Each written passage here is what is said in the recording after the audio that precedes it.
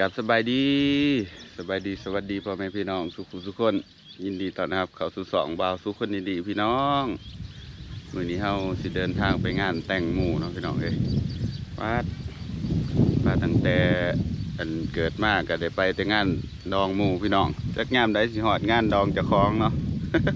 นี่สิบ่อันนี้ท่านมีหรอกพี่น้องเอ้ยยังอีกโดนมื้อนี้ก็สิไปงานแต่งอยู่บ้านห้วยย่างพี่น้องก็เลยว่าสิถ่ายคลิปหนึ่งให้พี่น้องเบิ่งมี FC ถามแต่โดนเลยแหละเพิ่นถามว่าอันงานดองอยู่ลาวนี่เขาเจ้าซอยดองกันเท่าใดเพิ่นว่าแบบว่าสิถามแบบว่าขั้นต่อขั้นต่ำไม่หรอกอันนั้นแบบว่าชื่อว่าจังได๋วะเวลาเขาจะไปงานดองนะพี่น้องมันสิมีซองจังซี่เนาะเชื่อบางคนบ่ฮู้นี่มันจะมีซองเซิร์นจังซี่แล้วก็เวลาเฮาไปเฮาก็ใส่เงินอยู่ในนี่หั่นนะใส่เงินใส่หยังแหละเพื่อซอยดองเขาจะเอิ้นว่าแต่ว่าฝั่งไทยเสิร์นว่างานแต่งเนาะพี่น้องก็สิไปงานดองผู้เดียวครั้งแรกในชีวิตพี่น้องเอ้ยที่ไปงานดองขันโมเมนต์มูสนิทนี่บ่าวซุกบ่ไปซ้ำงานนี้ ก็คืองานนี่เป็นงานแต่งของหมู่สนิทบ่าวซุกเนาะที่เฮียนนำกันมาตั้งแต่มัธยมพู้นแหละเฮียนโรงเรียนเดียวกันพี่น้องก็สนิทกันหลายพอสมควรเนาะก็ได้ว่าสิไปมื้อนี้เพิ่นสิเอาเมียพี่น้องเอ้ยท้าวไสสนะพรหมจันทร์พี่น้องไปเดี๋ยวก็สิมาอธิบายเนาะงานดองอยู่ลาวเขาจะซอยดองกันจังไดก็คือเวลาเขาจะซอยดองมันก็ขึ้นกับความสนิทกันเด้อพี่น้องทางฝั่งลาวนี่แบบว่าขันสนิทกันแน่ก็ซอยหลายขันสนิทหลายก็เฮงซอยหลายจังซี่นะขันบ่สนิทกันปานใดก็ซอยน้อยจังซี่นะพี่น้องซอยน้อยซอยหลายหมายความว่าจังไดก็คือแบบว่าคือบ่าวซุกนี่เนาะสิไปงานดองหมู่นี่หมู่คนนี่คือแบบหมู่สนิทกันหั่นนะบ่าวซุกก็ซอยหลายแน่เพราะว่างานดองเป็นงานสิว่าจังไดพี่น้องครั้งเดียวในชีวิตเนาะถึงว่าบางคนอาจจะมี2-3 เทื่อกับมีพี่น้องแต่ว่าครั้งเดียวในชีวิตของหมู่นะเฮาก็ไปแสดงความยินดีของน้ำหมู่เนาะมื้อนี้บ่าวซุกซอยหมู่ไป2 ล้านกีบพี่น้องซอยงานแต่งเดี๋ยวสิให้เบิ่งเด้อ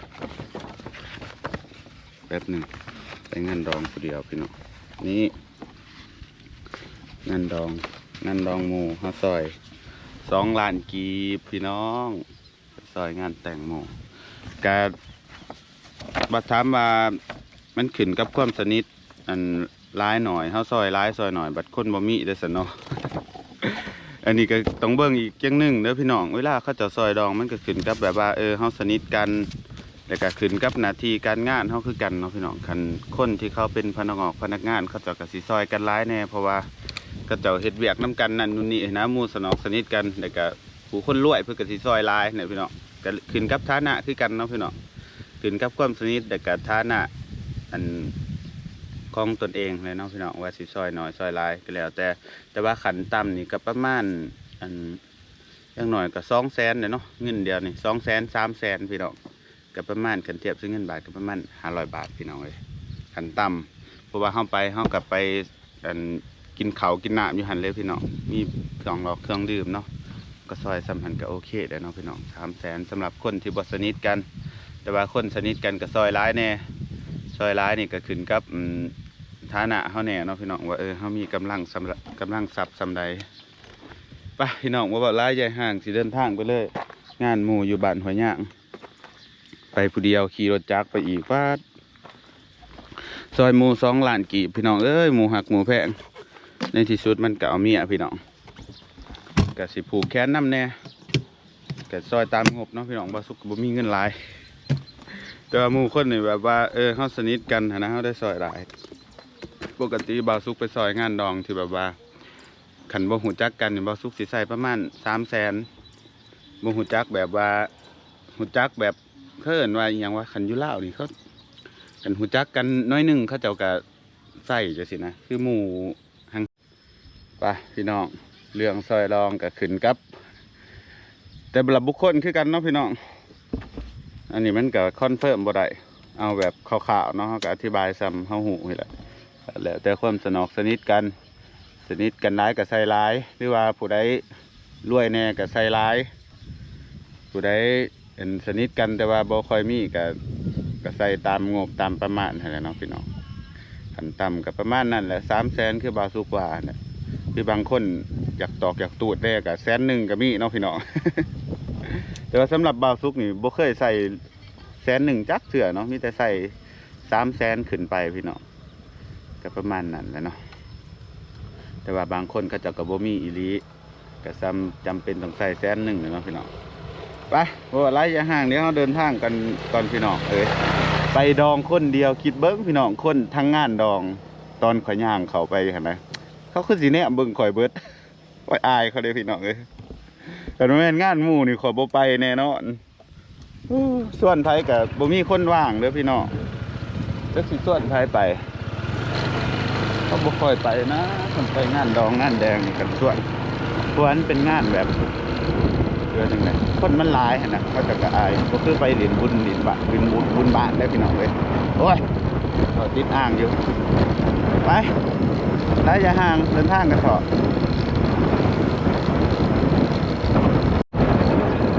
บ้านหมู่เขาอยู่บ้านหัวย่างเนาะพี่น้องข้างเขาวันเดียวกับบ้านนาแก้วข้างเขาวันนี้ก็เป็นดินแดงเขาว่ารถใหญ่คือสิหลายโตขอสิบแดงก่อนบ่เลยพี่น้องตามหอดบ้านหัวย่างครั้งแรกในชีวิตไปงานดองคนเดียวแต่ก็ไกลบ้านอีกโอ้ยเป็นขอถามเนี่ยสังคัญเป็นพี่น้องสิกล้าไปว่างานแต่งไปงานแต่งไปคนเดียวจะสินะแบบบ่มีไผหูจักก็ว่าสิบ่มีไผหูจักคันบ่ก็คืออันบ่าวสุกน่ะมาเฮียนอยู่เมืองสนาสมบูรณ์พี่น้องแล้วก็มามีหมู่อยู่บ้านไกลสินะบ่าวสุกมาเฮียนผู้เดียวเบิดบ้านต่างหลังนี่บ่าวสุกผู้เดียวมาเฮียนอยู่ทางสนาสมบูรณ์เนาะก็เลยแบบว่าหูจักหมู่อยู่บ้านไกลเลยมีแต่เฮาผู้เดียวที่หูจักกับมันหมู่ผู้นี้นะแต่ก็ไปในงานกันนะจะหมู่หลายคนอยู่หรอกเนาะพี่น้องว่าหมู่ข้าวเฮียนกันนะจะมาหลายคนอยู่ แต่ว่าตอนย่างเขาไปที่มันสิเป็นสีเขินๆเนาะ พี่น้องแต่งตัวมาโคตรหล่อยอดดองบ้านนี่เซฟไอ้เฉยไปกันดอง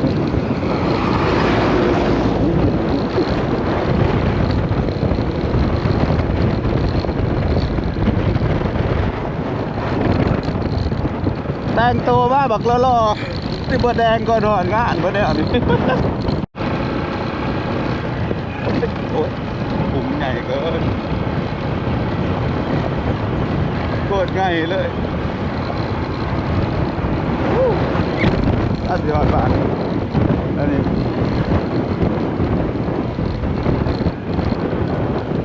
หอดทางเขาบ้านหัวย่างเลยพี่น้องคันขี่ซื้อไปเลยก็เป็นบ้านหน้าแก้วเนาะบ้านหน้าแก้วบ้านม่วงอันนี้เป็นทางเขาไปบ้านหัวย่างน่าจะคนผ่านบ่หลายที่บอก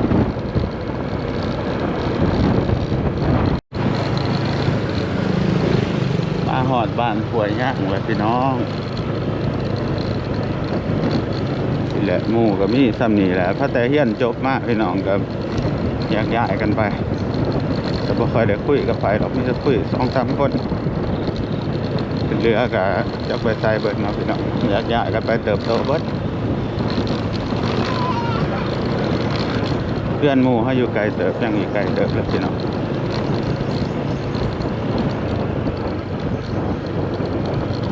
เขาจะเฮ็ดทางใหม่ตัวนี้ ฝนตกมากคือสิแบบมื่นครับ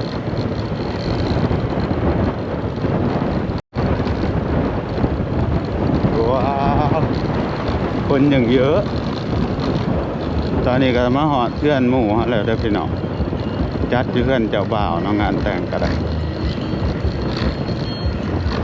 จอดรถไว้ซะเนาะเดินงานดองเข้าไปทางเลยบ้านเลย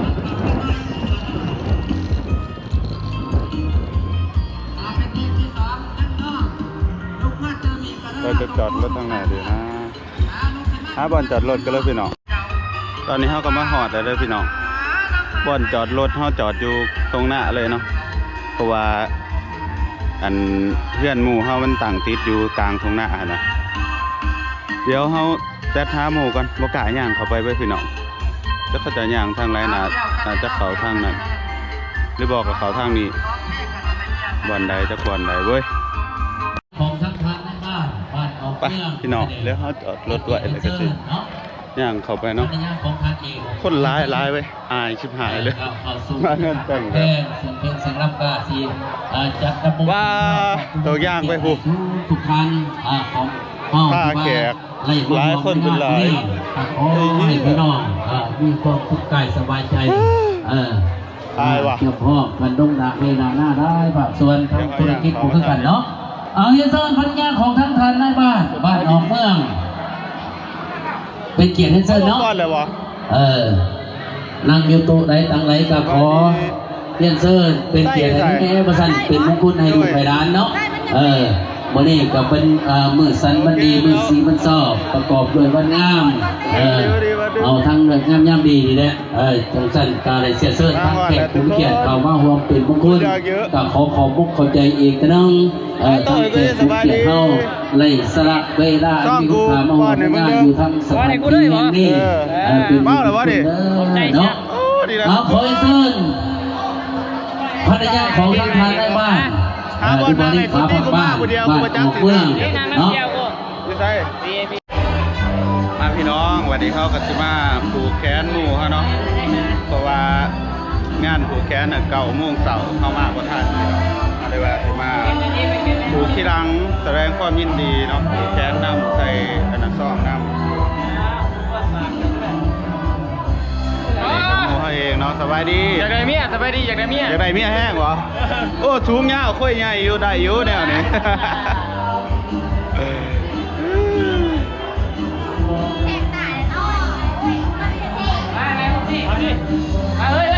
ไปถ่ายรูปกันเฮ้ยเป็นจ้างตากล้องมาผู้ใดใส่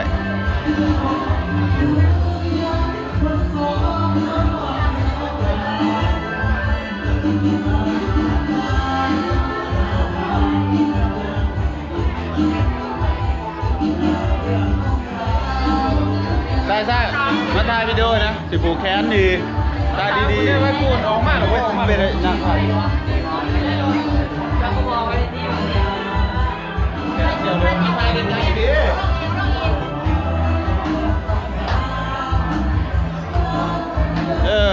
นั่งบ่ได้ฮะกว่า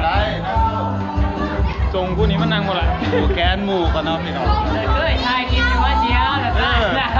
จดจำนาเว้ยตายเอาเมียปลากันนัวมอดิโอ้ตายแล้วปลาเขาสวยพอดีใส่มันจะเป็นไงนะแบบนี้ใส่ให้หรออายุ2-3 ปีมาดิว่าลูกเราว่าจะดอกไก่ไว้นะเมียปลาไว้นะไปร้านทรงบ้ายังเนียบแหละค่ะทรงยืนอันนี้ก็คือหมู่ที่แยกน้ำกันมาตั้งแต่สบายดีเอาเมียอะไรอ่ะเอาแล้วเลยโอ้โหจะเสือยินดีน้ำหมู่เด้อมื้อนี้ขอให้เป็นฟังเป็นฟ้าว่าเดียวเมียเดียวเลยเด้อไม่ค่อยบ่ดีเด้อสัตว์ที่แหละ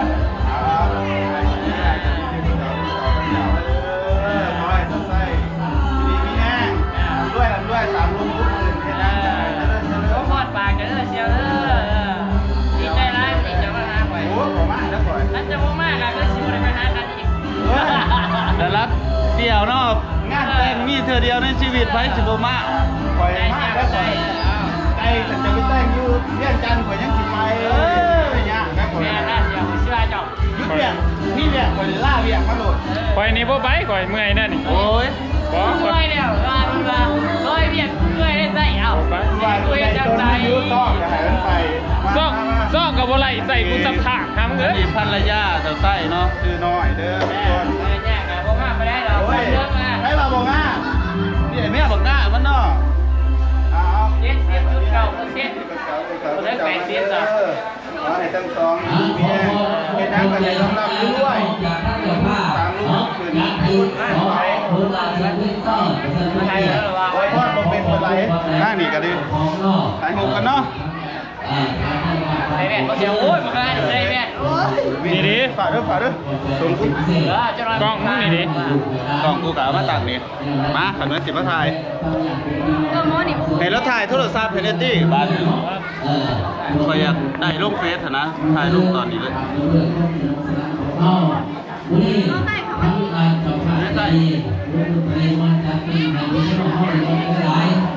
ใส่กันมันมาเลยเรา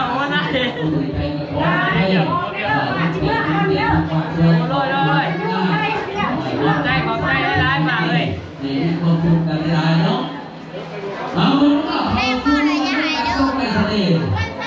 เขาซึ่งสมยุคที่เขาจะเป็นเปลี่ยนให้ทั้งไทย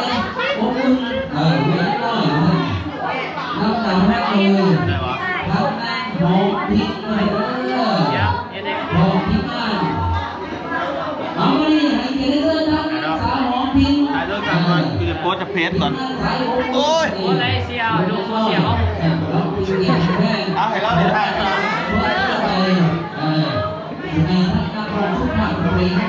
เสียผมอะไรเนี่ยนิดนึง ถ้าเขาจะออกในกล่องเขาจะกินในโพสย่ำเลยได้เอา จุดสิ่งนั้นเพื่อจะเอาพี่น้อง ครับนี่ครับ ที่สองสักทีที่เราก็ได้ดู โอเคขอบใจ เอาเรื่องทั้งสาย ขอบใจอู้งามว่ะ หัวยังน้อย เบิร์ดกูขี่รถมาจากบ้านกูบอกไกลๆมันว่าหามึง เอาหัวฝ่ายซื้อกับว่าไม่ได้เสียผม เฮ้ยว่าดีไซน์ขึ้นเลยตีจักหาแสน เสียกับว่าได้ฝ่ายซื้อเลยใจไหนนิดหน่อยเป็นฟ้าล่ะเจ็บนะตั้งใจยังก็ต่อไปเลย ตั้งใจยักษ์ก็ ตั้งใจ จะหน่อยว่าร้อยเมียไปเลาะตายแล้วมึง ใส่ยังฝากไป ยินดีน้ำมูเด้อเบิร์ดดิจะไต่ก็เอาเมียเนาะ สาระโสดอะไรบ้านี้ ขอโทษนะ ก็เลยขอโทษทั้งกิ๊ก8 คนพู ขอโทษน้ำกิ๊ก108 คน หน้าตานั่นยังมีกิ๊กเนาะหน้าคือจุจีดิมายินดีน้ำมูพี่น้องเลย ที่พวกเขาเขาก็เรียนนะท่านสิเป็นอาชีพพวกเขาอาชีพก็มาหาที่เป็น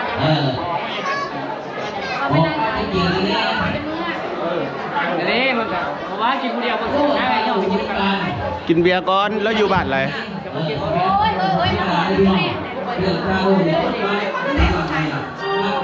ยังนี่นี่ ไป ก็สู้ไม่ไปไหนกินเขา กูกินมาแล้วเชียวกูหูว่ากูมานี่กูกินบ่ได้กินแต่เบียร์ ไงไปเอาเบียร์มาให้อ้ายเจ้าดิ ไปพี่น้องเดี๋ยวถ่ายบรรยากาศงานให้เบิ่งเนาะเขาผูกแขนอะไรอย่างหมู่เลยโอ้ซอยเท่าไรห่ะ ซอยคาเบียร์ ปาดเฮ้ยเอาของกูมาเปิดหนี่อยติเฮ้ย ฮะ เอาของกูมาเปิดหนี่อยติ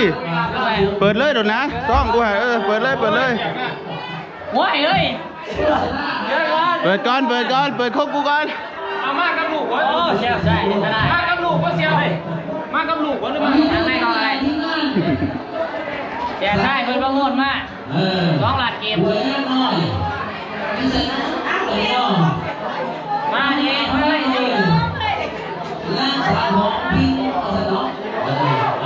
เฮ้ยแจ้งคนเอามานางก่อนนางก่อนเชียวใช่เพิ่นจะจับไปดิ ของซ้ายเฮ้ยเปิดซองเขานะเฮ้ยเปิดซองเขานะ เสียซุกได้ไปดิ เปิดซองเขานะเปิดซองเขานะ เสียไส้มันอ่ะ โอ้ยเสียไส้ นี่เนาะเปิดขึ้นมาวันจะมาปลูกเอง โอ้ มาเองก็ 2 ล้านไว้เชียว2 ล้านไว้เชียว เลยเต็มเลย ผูกแก๊สอีก500เนาะ น้ำเสียซุกขอบใจเลย เอาไปเปย์กิ๊กหน่อยแล้วเชียว มันมันเด้อ โอเคแสดง กูไว้ โอ้ เอ้ยทำไม มาเบิ้ง ไอ้จับเด้อกูไว้เชียวเลย สาธุอู้แบบว่าสังกบอะไรแต่กูอยู่ตรงนี้แหละกูเห็นงานกูแค่กับ2 ล้านเลยเชียว ไม่เสียว ดีไม่แห้งดีไม่แห้ง เสียซุก2 ล้านเสียไส้2 ล้านอะไร โอเค มาแห้งไร เป็นยังหมดเป็นยัง เ นี่ไปสิมากไปแน่เลยเรียบร้อยได้ไปมากผูกแค่ได้ดีป่ะ ยังมองไม่อยู่นั่นน่ะ เอาเอา จะได้มันมีใบเดียวมันไม่ได้ผูก ไม่ได้ข้าวพอไม่ได้หรอแล้วเสียก้าแล้วเองจริงก็กระไร เดี๋ยวพี่น้องงานอยู่ฝั่งลาวก็สิประมาณนี้เด้อพี่น้องหมู่คู่ก็สิมาแสดงความยินดีหลายคนฮะกูก็จะบ่มีค่ารถเมื่อกูสิเติมมันเมื่อบ่ได้เลยกูหมู่คู่มากอะคือบาวซุกกับไส้เนาะกับสนิทกับไส้กับมอไซค์แน่กับไห้ร้ายแน่แต่ตามงบเฮาแหละพี่น้องบาวซุกก็อยากให้ได้หลายอยู่แต่ว่ามันเกิดขึ้น ช่วงนี้มันรายจ่ายร้ายก็ได้บ่ได้อันนี้พี่น้องเอ้ยอยากให้หมู่หลายๆอยู่เพราะว่าเทื่อเดียวครั้งเดียวในชีวิตหมู่เนาะ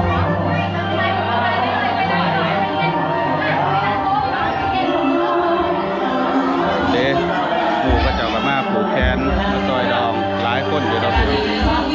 ก็มีแขกหลายอีกหลายฝ่ายเนาะฝ่ายยิ่งแน่ฝ่ายซ้ายแน่แขกทั้งพ่อแน่ทั้งแม่แน่